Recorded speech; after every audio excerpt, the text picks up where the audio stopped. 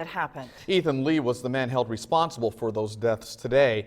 He admitted today his reckless driving killed 3 teens. News 10's John Swanner was in the courtroom for Lee's sentencing hearing today. He explains after 3 years, the parents of the victims let out plenty of emotion today. That's right, Rondrell and Patrice, and we've been following this story since the accident happened back on January 2nd of 2015.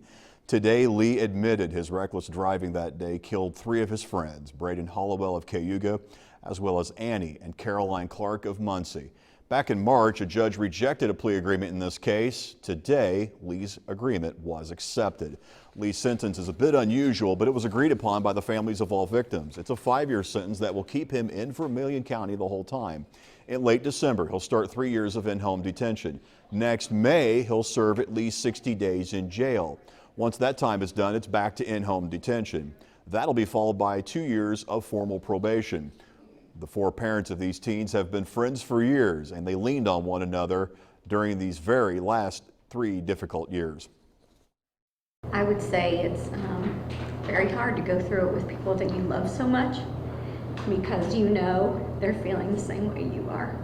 It does help to have friends and to help you, but it's also very sad to have those friends have the loss that you have as well. And Jill's husband John said in court this was a pain he wouldn't wish on his worst enemy. Now, in a prepared statement, Ethan Lee apologized to both families and spoke about trying to make the most of his life since it was spared in this accident. He's an art therapy major at WTHI-TV, and he also volunteers at Riley Children's Hospital. Now, his sentence calls for him to also do some community service at the Park Vermilion Humane Society, and his driver's license will be suspended for 4 years. Back to you. We are